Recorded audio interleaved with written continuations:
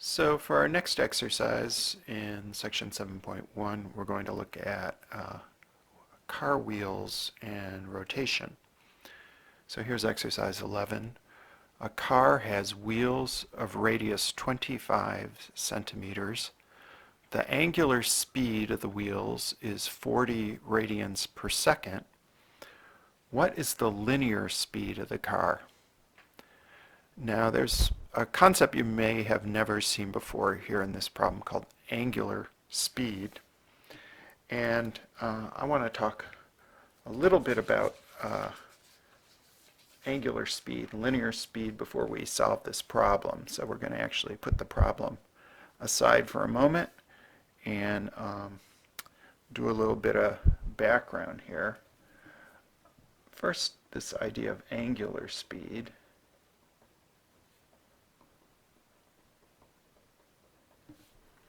And we're actually going to compare to linear speed. First, let's just think about units. That's one way to recognize. In our word problem, we're told the angular speed of the wheels is 40 radians per second. Notice that the units are radians per second. Anytime we have units of angle measure per units of time, that's going to be an indication of angular speed. So angular speed could also be degrees per minute. I'm just making up some examples here. Degrees per minute, or maybe radians per hour. So let's just make sure we recognize those units of angular speed when we see them or when we want to find them, right? So it could be either radians or degrees per any unit of time. Linear speed is like when we talk about miles per hour. Is an example of linear speed. So that gives you an indication of how far you travel along the ground, right? Feet per second.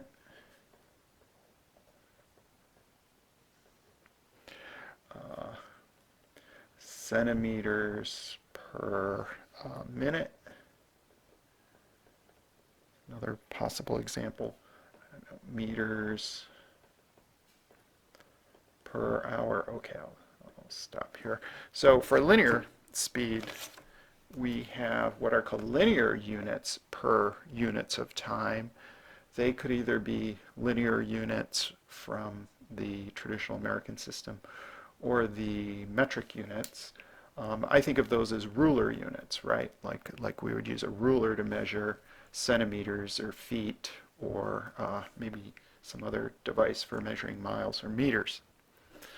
Now, as far as a wheel's concerned, here's my wheel. Angular speed is a measure of the rate of rotation of the wheel, how fast it's turning around. I put a little tape there pointing straight up on my wheel.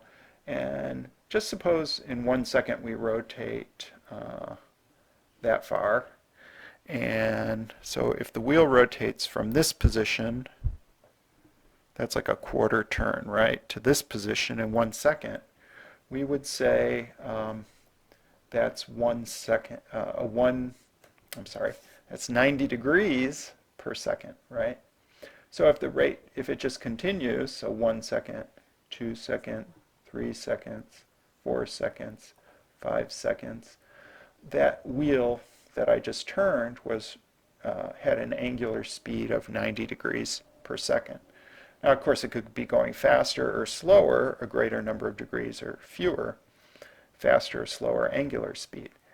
And angular speed can also be expressed in terms of radians. So that same angular speed of 90 degrees per second, which I'm not doing very continuously here, but I'm trying, is the same as saying pi over 2 radians per second.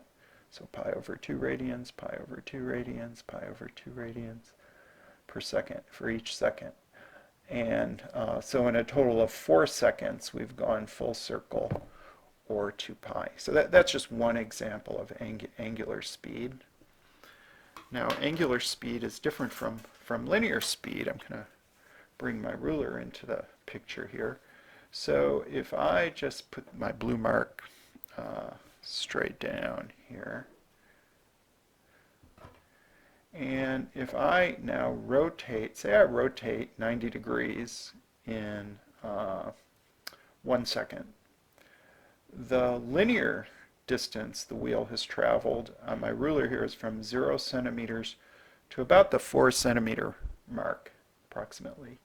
So the linear speed of this wheel in that case would be about 4 centimeters per second, right? So if we went through that quarter rotation.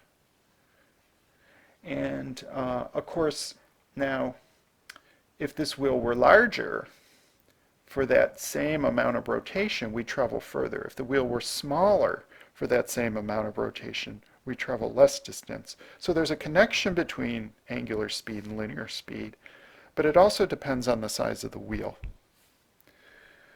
Now there's one more thing one more observation we want to make before we go do that problem, and then I think it'll be pretty quick actually solving the problem. I want you to just think about what happens when the wheel rotates through one full circle. One full circle we're going to call one revolution of the wheel. And I'm going to try to do this carefully here. I put my tape pointing straight down at 0 on my ruler, 0 centimeters, and if I rotate one full rotation here, we're going to end up right about here. Let me just mark that distance, about that far.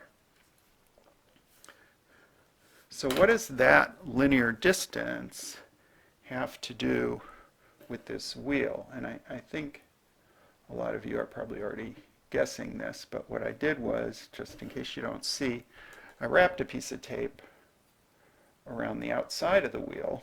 So that goes around the wheel once. So this blue piece of tape here is the circumference of the wheel, right? And notice that in one full rotation,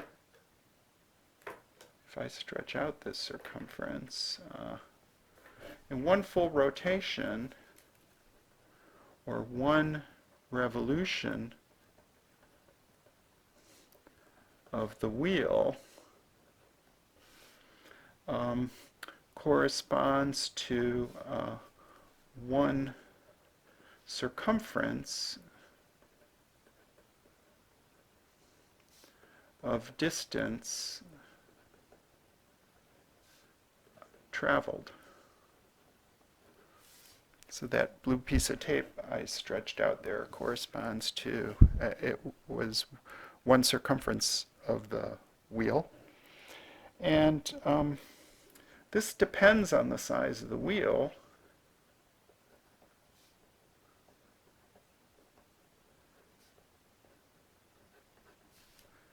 Now, one full rotation, or one revolution of the wheel also corresponds to 360 degrees, or 2 pi radians of rotation. Right? O. And that rotation doesn't depend on the size of the wheel. Large or small, one full turn will be 360 degrees, or 2 pi radians.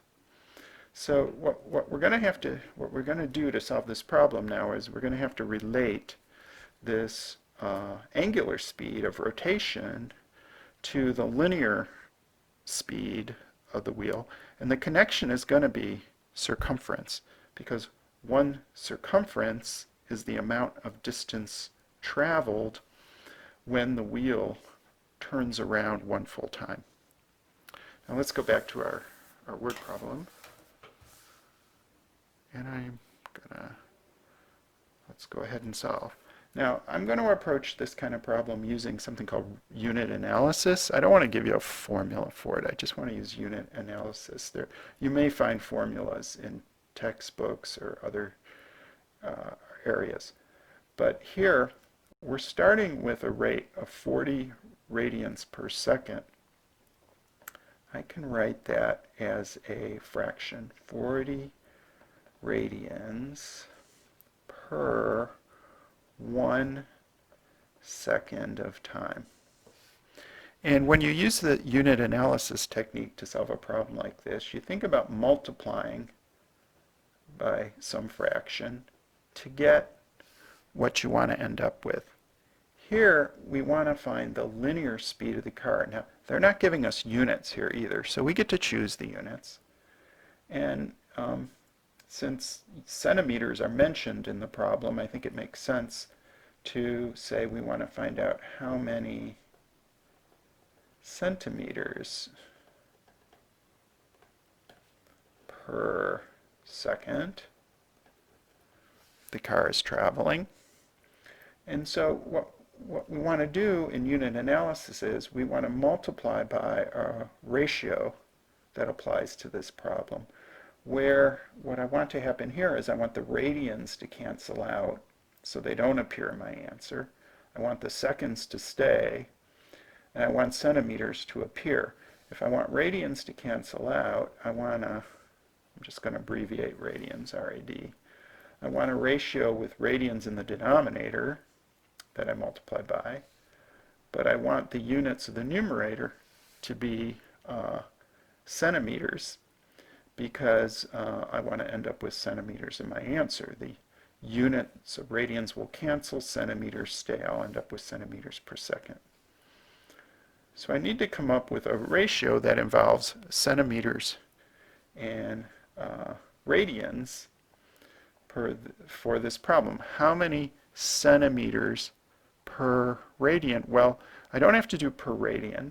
What I can do is I can work with one revolution of the wheel.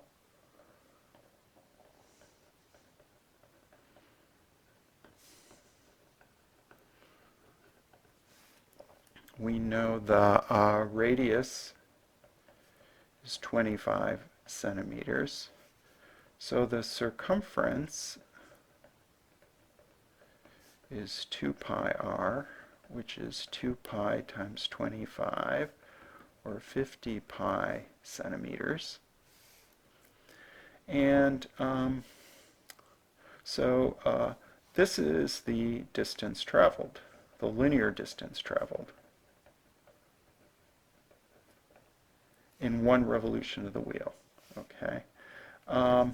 So in one revolution of the wheel, the distance traveled is 50 pi centimeters, but the rotation is 2 pi radians, right, for one full turn of the wheel. So I'm going to put